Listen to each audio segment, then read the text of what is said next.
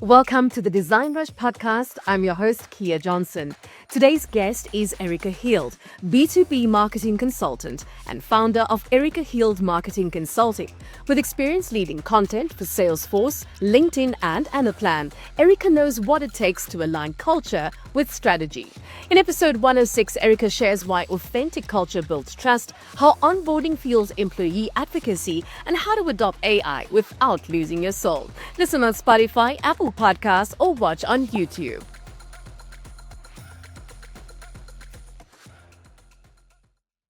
All right, so Erika, I want to get us basically into the core of our discussion here today. So we're exploring the dynamics of like internal company culture and how that can affect your business as a C-level exec. Okay, so leaders, these days, Erika, are like bombarded with the buzzwords. You were just mentioning authenticity, where it's like culture as well, which I've just mentioned.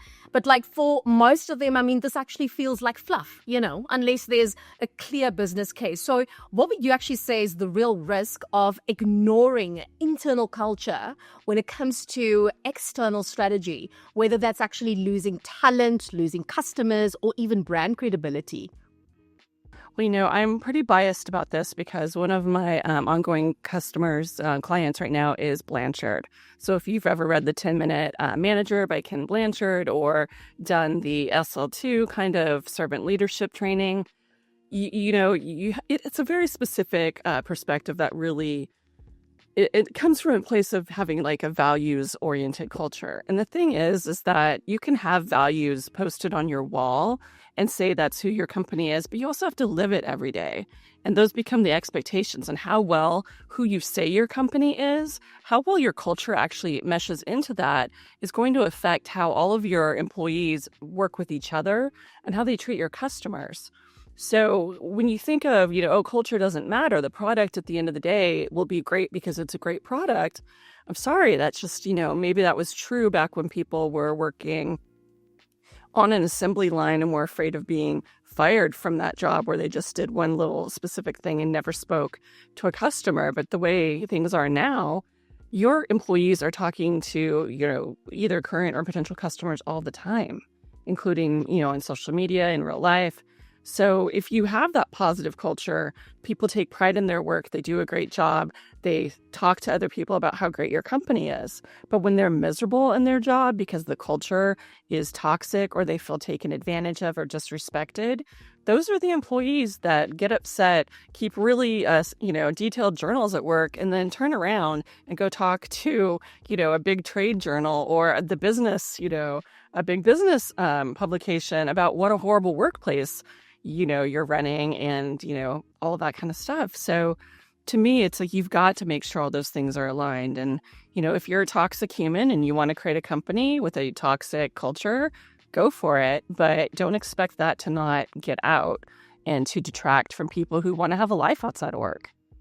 If you think about it, your employees are actually like your brand ambassadors, in a sense, because they are at the front end of dealing with, the customer itself. So it's so true what you're saying that internal company culture can definitely affect, the outcome at the end of the day with your business itself. So very, very interesting.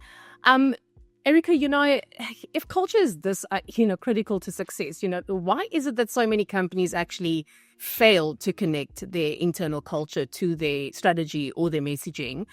And also, what's that blind spot, that leaders need to look out for? What would you say to that? I think it's because in too many organizations, we have folks in leadership positions either because they, in a startup situation, you have people who are co-founders who, had a great idea and maybe have a really great individual contributor, technical type skill, but they don't have the business management, training or skills. And, just in general, I only worked at one employer that required that you go through management training before having people managers. They didn't care if you had managed people elsewhere until you went through that program. You were not, authorized to manage people at the organization because they were a real values-driven company, and it was important to them to have that consistency in culture. So I think a lot of it is just people, they don't even realize that they don't have good people management skills. So, or maybe they've never even had a really great people manager. So they don't know what kind of behavior to even model in the first place.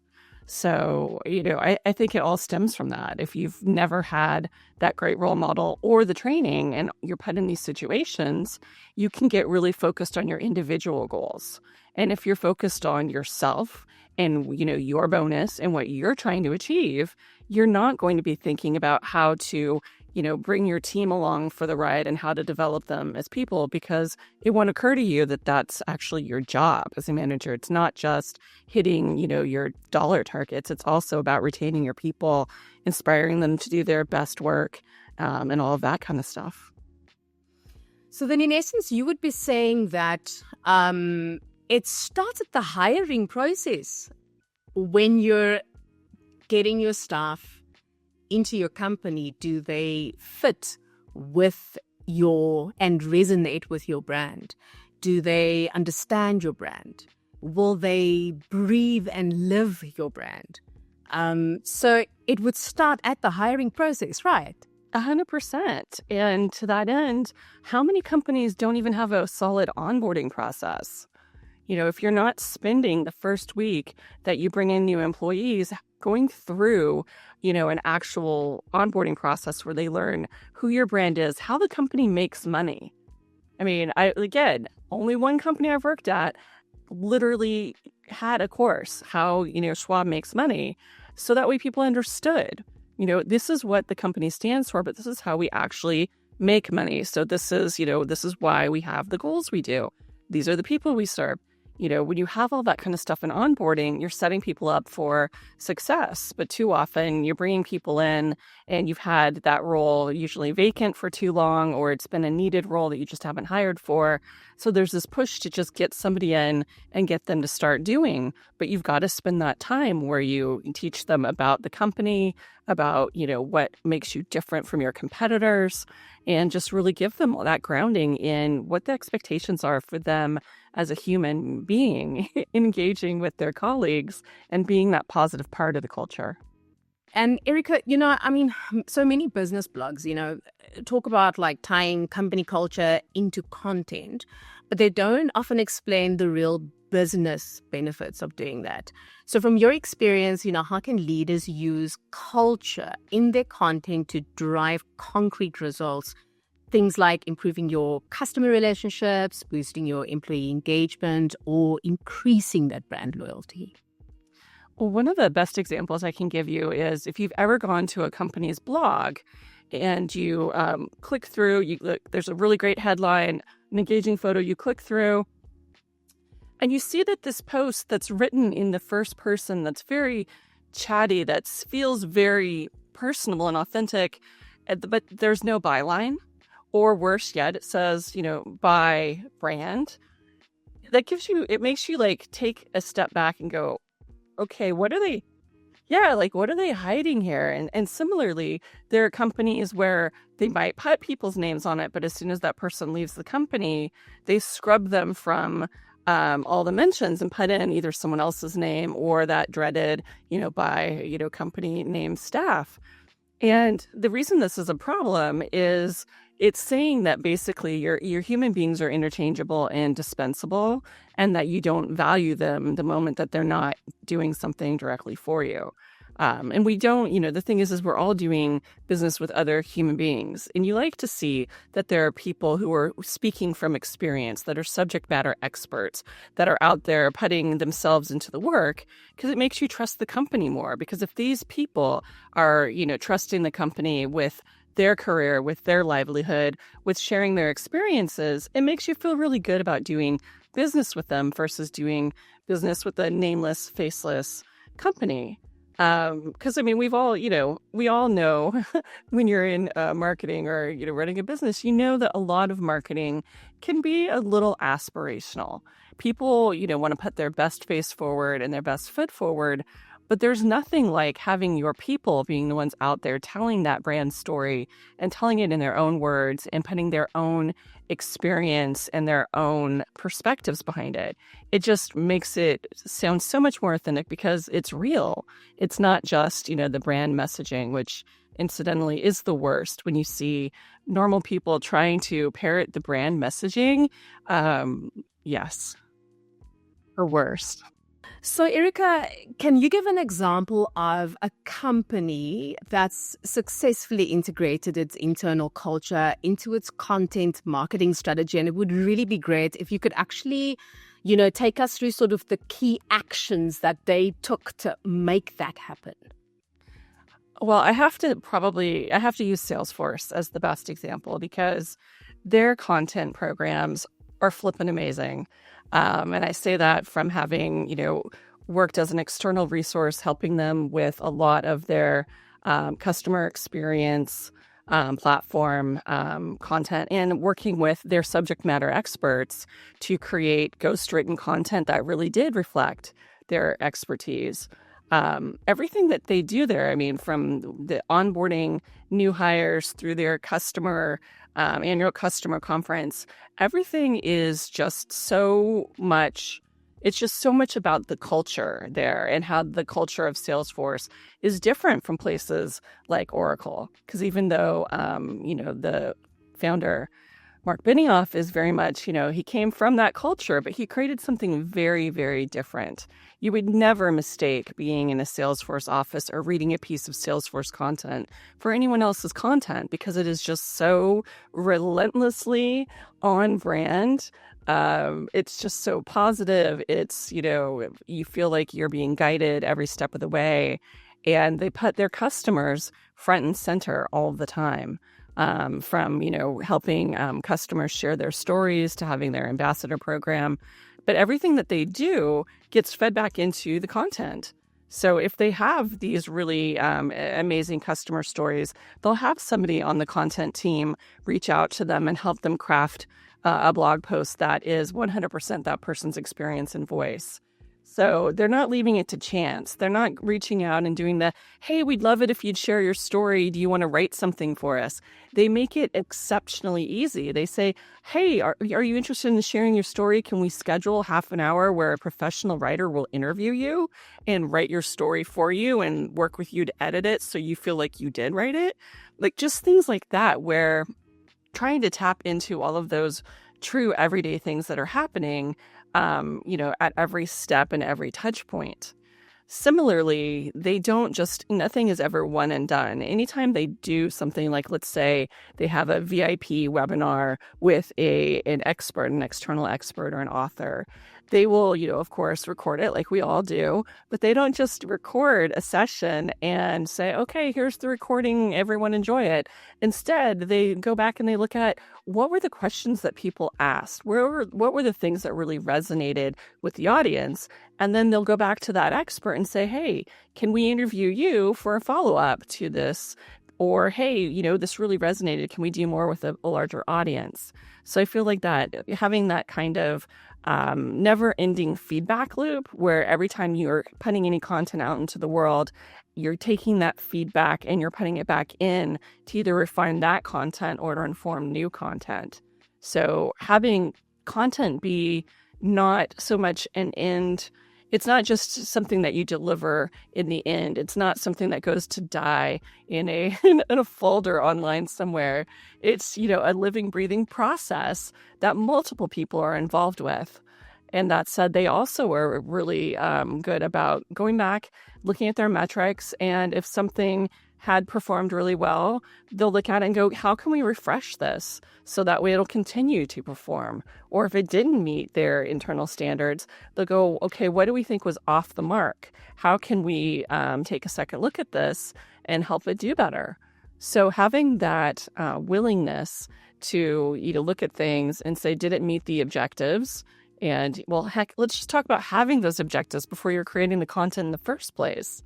Having that, I guess we'll say that discipline of every time you create content, understanding who you're trying to talk with, what that internal what the internal landscape is for supporting that premise, what the additional tools you have that you can link to, what data or research that you've already done that can support it, those people who've had experiences, and tapping into all of that to be creating content that only you could create, as opposed to content that anybody using, ChatGPT or Google to do that research could create, because nobody wants to read that. You want to hear from people who've been in your shoes. So you've got to have those kinds of, you've got to have all those kinds of capturing points in place for capturing those really interesting tidbits of information and those subject matter experts and bringing them together when you're creating the content. And I think, when you look at Salesforce's content from their annual research pieces through their customer stories, everything that they do, it's such great content. And it's because it's always focused on the people that they serve. I guess it's in essence a very proactive and interactive flow that's just constantly being fed all the time. And, if you have, as I mentioned earlier, started with that core foundation and the core base, then these kinds of things, I believe, you could obviously in your personal, in your expert view, explain a bit further, but I just feel that, that those processes, if you start there, it would become like an automatic internal culture shift within your organization that wouldn't even take that much effort to pull off, to do, because everyone is so in tune with these processes and what needs to be done, and they're enjoying the brand and they're living the brand. Yeah. And that's why it all comes back to that onboarding piece. I joined Anaplan, I think, right after they'd gotten their Series B funding.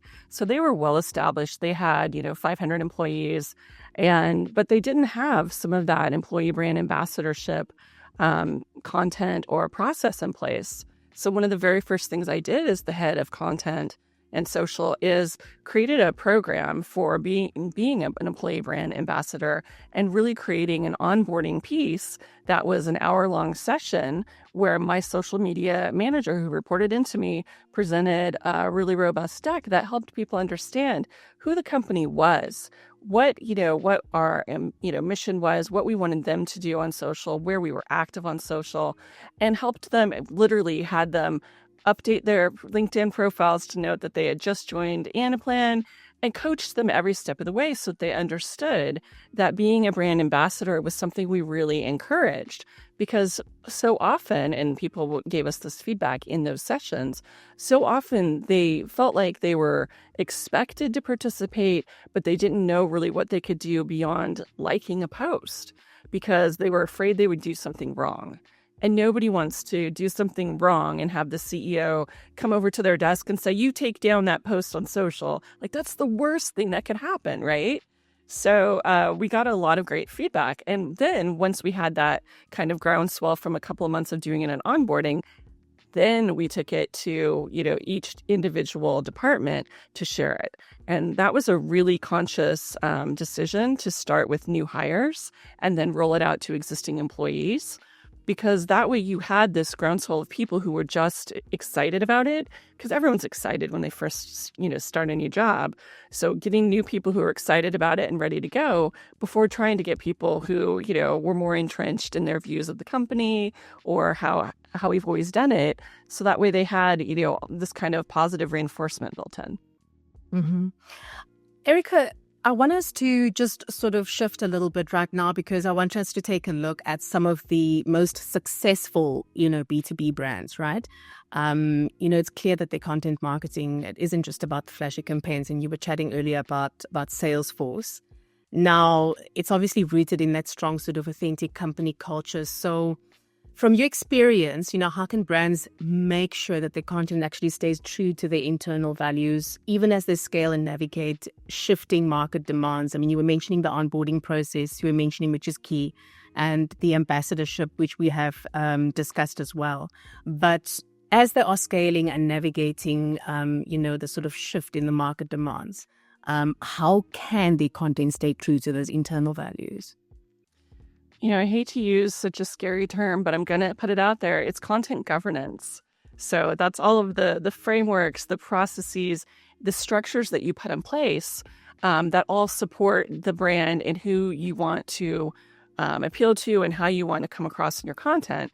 And all that really starts with your brand voice. I have spent, more than a decade convincing people to take that time, and it's not a lot of time, but to take that time to think through, who their brand is, but then how does that turn up in content?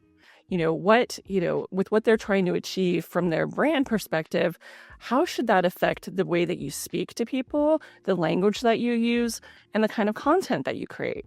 And the example I'll give you is if you, for example, are a technology company and you want to be putting yourself out there as being incredibly trustworthy and innovative and, academic research validated kind of organization that, people can trust that their technology is going to work, well, then that means when you create content, you can't just have a statistic or a statement that you don't support with data. And that statistic that you put out there, it needs to be a relevant statistic that is citable and that is new. And so all those kinds of things you actually put into your brand voice chart as do's and don'ts, so that whether you're having AI assisting your agents on the phone or you're onboarding a new writer, that those people and those creators are able to understand how to be true to your brand. And that's just one of the many different elements of content governance. But you have to have that stuff in place, because if your entire process, your entire company's identity hinges upon that one person on the team who reviews and approves everything, that's not going to work. That is not scalable. And when that person inevitably collapses from exhaustion or leaves for a new job, then all of that IP just walks out of your building. So you absolutely can't do that. At a minimum, you need that brand voice chart with a style guide and a solid taxonomy. So that way you know what the language is that you use to describe things. Because with those three things in place, those are kind of like the minimum viable content governance toolkit right there. Because with those in place, you're going to have a much better chance of being on message, being on brand, and being authentic to what you're trying to achieve across all your content. Again, whether it's human created or AI infused. Would you say that, in this sort of day and age, everything is so fast-paced, everything is just moving at these incredible speeds, that it's even more so important that you are nurturing, your staff within your organization? 100%, because burnout is real and it happens all the time. But you can't just keep churning through people. You want to have that consistency. You want to have people feeling that they can grow with your company, because somebody who's worked for you for an extended amount of time, they have all of the values instilled. They understand where you've been and where you're going to. When they have all of that, that they put into the work that they do every day, it's a very different thing than bringing in somebody new. While having fresh ideas is always awesome, sometimes those fresh ideas are something that you literally tried and it did not work.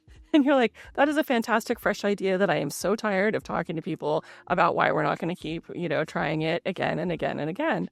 But it's just really, you want to have that consistency, because if all you're doing all the time is re-onboarding people and retraining them and recruiting, it just becomes this really, a really tedious cycle that is not going to help you innovate. You don't innovate by having, a revolving door of employees. You innovate by having employees who love coming to work every day and who love working with each other and understand how to leverage each other's, strengths and experiences to create something that is more impactful than what they can do alone. And you can't build that kind of strong culture except by putting in the work and putting in the time. So you've got to make sure that everybody is bought in and that you're keeping people. Yeah, it's definitely not a quick fix, and it's not something that's going to happen overnight. As much as you would be nurturing your staff itself, you would have to nurture the processes as well, and make sure that you implement them the right way. Erika, some leaders, see culture as like an HR issue, but it's clear it goes beyond that. How would you explain to a skeptical leader why embedding culture into their strategy is crucial for long-term business success? I would usually start with asking them something as basic as, hey, where do you get your coffee? If you're out and about, where do you get your coffee? And asking them, why do you get your coffee there? And, where things like that, it almost always comes back to because of the way it makes them feel. It makes, it's not that they go to the place with the best coffee and the worst service and the grungiest, bathrooms. Okay. That's not a thing. They go to the place that works the best for them, that delivers them what they're looking for.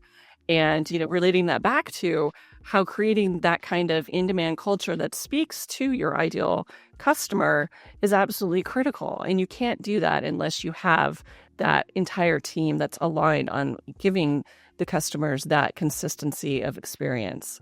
My partner, when he was in college, he worked for Pete's and he worked for Starbucks. So, he was a serial barista. And yes, he still makes really exceptional coffee. And the thing is, the difference between his two experiences were vastly different because at Starbucks, they care immensely about having that customer service focus. And so there he went through intensive customer service training. On the flip side, at Pete's, he went through extensive barista training. And I'll tell you, I've never seen a manager have a meltdown at Starbucks and scream at employees. But you know what? I have seen that at Pete's more than once. And I'm like, I think that's just such a good example of what happens when you focus too much on the technical and the product and not on the people. Because I'm pretty sure that you would get fired at Starbucks if you screamed at employees in front of customers. But let me assure you, the person that would scream at people at Pete's, two doors down from my apartment in San Francisco, that person kept their job. And I'm like, wow, that for me was just really shocking. That is shocking. My goodness. Erika, many B2B brands actually struggle with developing content that feels human. I think this is like just one of those things that is so prevalent right now. Now, how can these companies actually bridge the gap between the internal culture and their content to create more relatable, human-centered content for their target audience? Well, it's always popular to say, oh, well, you need to have everybody who creates content talk to your customers. And that sounds nice, but that's not always practical. Maybe you don't have that many of your customers that are in a specific segment, or it's not appropriate for, people in all the different roles to have that one-on-one time with customers because customer fatigue is real. You want to reach out to them, and really optimize the time. So, you can't always do that. But what you can do is you can make sure that you have different ways that you're bringing the customer voice into the organization. So, if you're doing customer feedback on an ongoing basis and doing customer surveys, that's one way that you can get, a large amount of content aggregated that you can share with the team so that way people understand expectations. But it's also about creating those really robust customer personas, or some people call them avatars. I really don't like us thinking about them as avatars, though, because I'm a gamer. And an avatar is something that I construct and put out there that is distinctly not human. So I really like the personas and that customer profile kind of standpoint better. And to that end, I actually think you shouldn't be creating an imaginary person. You really should be creating those personas based on an actual customer. So those people that maybe they're a member of your advisory board, your customer advisory board, maybe they're just somebody who always gives you guys shouts outs on social, whoever it is, but having it be a real person and sharing their story in that kind of a format with your people to help them make a connection to a real person. Because otherwise, in B2B, it can be so easy to feel like, oh, well, I'm selling to, to this box in the org chart, or I'm selling to the IT buying committee. It's like, you're not. You're selling to humans, and the humans have a problem. They have things that they're trying to accomplish. So at every step of the way, you've got to be sure that you're bringing the human beings to your people, so that way they can relate to them. Yeah, it's, you mentioning that it's still people, even in B2B. And this is something I actually was discussing on a previous podcast, that yes, it's B2B, but there are still humans behind everything. Yes. So like Brian Kramer says, also, it's H to H, human to human. yes, yeah, we mustn't lose sight of that. I've actually got an additional question for you. And you were talking a little bit about AI earlier on in our conversation. So I just want to know from you, what role do you feel AI would actually play in determining the internal tone of company culture? Would it perhaps bring about a more silo-style business ethic, which would disrupt, your workflows? Or do you think it's something that could actually be beneficial? What would you say? This is I love this question. This is fantastic because it's all about who's in charge of this strategy. Because AI can be something that sucks the soul out of your company and makes people fear for their jobs. But there are also these great books by Ian M. Banks that are all about, I love sci-fi, and these books are called the culture novels.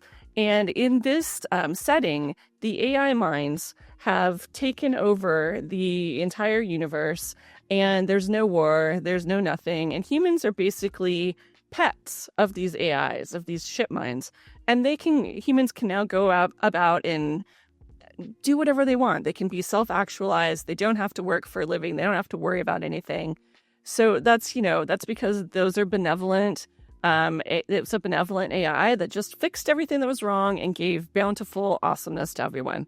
So the same is true in our companies.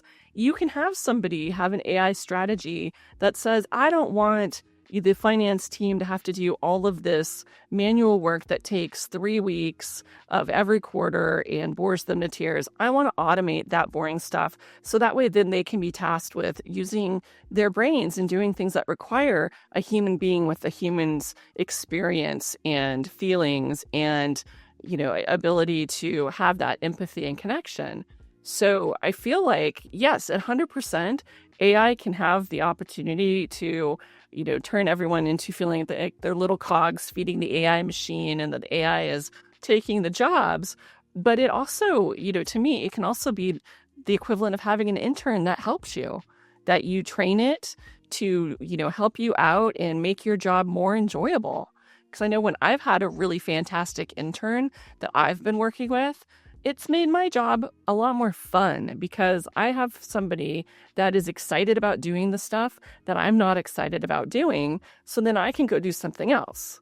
So, if you have the right management perspectives in place and you have the right governance and you have this culture first mindset, I think AI has the opportunity to free up your people to do a lot more collaboration and creative thinking and a lot more of engaging with each other and making the company a really fantastic place to work. I'm going to be an optimist on this, and I know there's a lot of pessimists out there, but I love technology. And I always have. Erika, do you have any parting words for us that you'd like to share with our audience today?